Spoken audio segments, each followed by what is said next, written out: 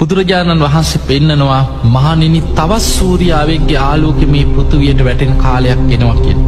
කාලයක් ගිහිල්ලා තවත් සූර්යාවෙක්ගේ ආලෝකෙ මේ පෘථුවියට වැටෙනකොට කුඩා ගංගා ඇලදොල මේ වැව් පොකුණු ලින් සියල්ල හිඳිලා වේලිලා පොළොව කරකුට්ටම් වෙලා යනවා කියලා. එතකොට අපිට පේනවා මේ කුඩා ගංගාවල් ඇලදොල ලින් මනුස්සයන්ට යම්තන් හරි වතුර පොදකට හරි ඉතුරු වෙච්ච යම්තාක් දෙයක් තිබුණද මේ සියල්ල දෙවනි සූර්යාගේ ආලෝකය පෘථුවියට වැටෙනකොට මේ සියල්ල හිඳිලා අවසන් වෙලා යනවා කියලා.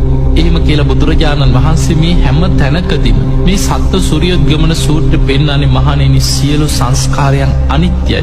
ඒ නිසා අප්‍රමාදීව ධර්මාවබෝධය ලබන්නම මහන්සි ගන්න.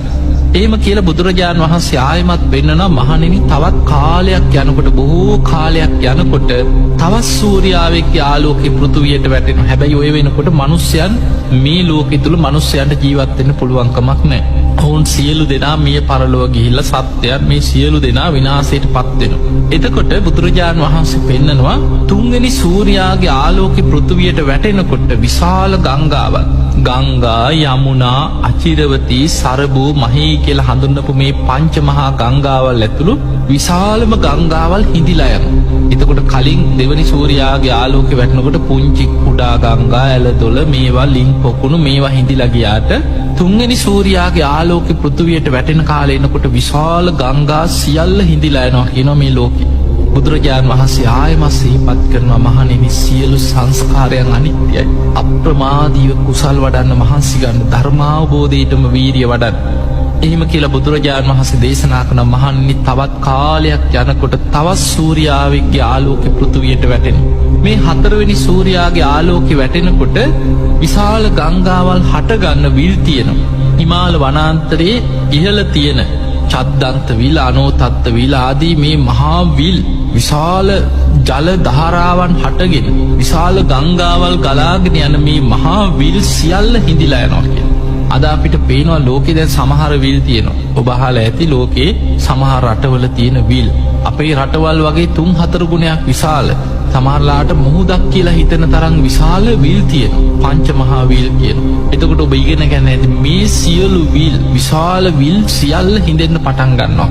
හිමාල කඳු මුදුනේ තියෙන මේ මහා ගංගාවල ජලය ගලාගෙන යන විශාල විල් පවා හිඳිලා යනවා. හතරවෙනි සූර්යාගේ ආලෝකය වැටෙනවා. ඊළඟට කාලයක් යනකොට මේ හැම තැනකදී බුදුරජාණන් වහන්සේ පෙන්වන්නේ මහණෙනි සියලු සංස්කාරයන් අනිත්‍යයි.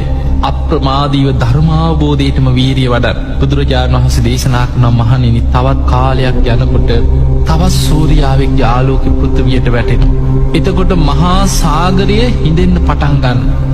මහා සාගරයේ ජලය හිඳීගෙන වේලීගෙන ගිහිල්ලා බුදුරජාණන් වහන්සේ පෙන්නනවා සාමාන්‍ය අඩුවෙන හැටි තල්ගස් 10ක් තරම් තල්ගස් 7ක් තරම් තල්ගස් 6ක් තරම් ඔය විදිහට වතුර හිඳීගෙන ගිහිල්ලා අවසානයේ ගොබ් ඇටයක් පොඟෝ ගන්න තරම්වත් වතුර නැති මට්ටමට මහා සාගරයේ ජලය හිඳිලා යනවා කියලා. ඔබට පේනවා මේ ලෝකේ දිහා ගත්තාම මේ අපි ඉන්න පෘථිවිය තුල මහ පොළොවට වඩා තියෙන ජලය ඔබ සිතියමක් අරගෙන ලෝක සිතියමක් අරගෙන මේ පෘථිවියේ ස්වභාවය ඔබ මැන්නෝ. මේ පොළොව තියෙන ප්‍රමාණ වලට වඩා විශාල වශයෙන් මේ ලෝකෙ පිරලා තියෙන මහා සාගර ජලය. එතකොට මේ මහා සාගරයේම හිඳිලා ගිහිල්ලා සාගරයේ තියෙන ගැඹුරුම තැන පවා ගොබ් ඇටයක් පොඟෝ ගන්නවා ජලය නැති ප්‍රමාණයට මහා සාගරයේ හිඳිලා යනවා. පස්වෙනි සූර්යාගේ ආලෝකය වැටෙනකොට බුදුරජාණන් වහන්සේ ආයමත් සිහිපත් කරනවා මහණෙනි මේ සියලු සංස්කාරයන් අනිත්‍යයි. අප්‍රමාදීව ධර්මාවබෝධයට වීරිය වඩන්න.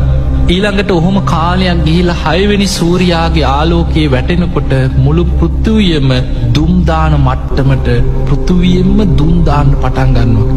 ඔබ දන්නවා සාමාන්‍ය නිකන් හිතන්න මැටි වළඳක් රත් කරනකොට ගිනියම් වෙලා දුම් දාන්නේ යම්සේද ඒ වගේම මේ පෘථිවියේම උෂ්ණත්වය වැඩි වෙලා මුළු පොළොවම දුම් දාන මට්ටමට පත් වෙනවා කියලා. බුදුරජාණන් වහන්සේ ආයමත් සිහිපත් කරනවා මහණෙනි සියලු සංස්කාරයන් අනිත්‍යයි. අප්‍රමාදීව ධර්මාවබෝධයටම වීරිය වඩන්න. 7 වෙනි සූර්යාගේ ආලෝකය වැටෙනකොට තවත් කාලයක් යනකොට තවත් සූර්යාවෙක්ගේ ආලෝකය වැටෙනවා. බුදුරජාණන් වහන්සේ දේශනා කරනවා 7 වෙනි සූර්යාගේ ආලෝකය පෘථිවියට වැටෙනකොට අර දුම් දනමමින් ගිනියම් වෙලා තිබ්බ පෘථිවිය ගිනිගෙන අලු දූවිලි වගේ විසිරිලා මේ විශ්වය තුළ විනාශ වෙලා පුපුරමින් කෑලි කෑලි ගිනිගෙන විනාශ වෙලා යනවා කිය.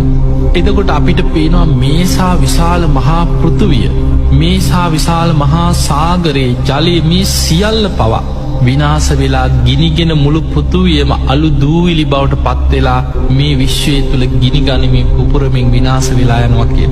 මේ විදිහට දේශනා කළ බුදුරජාණන් වහන්සේ දේශනා කළ මහණෙනි, නිසා සියලු සංස්කාරයන් අනිත්‍යයි. අප්‍රමාදේන සම්පාදිත අප්‍රමාදීව කුසල් වඩන්න කියන.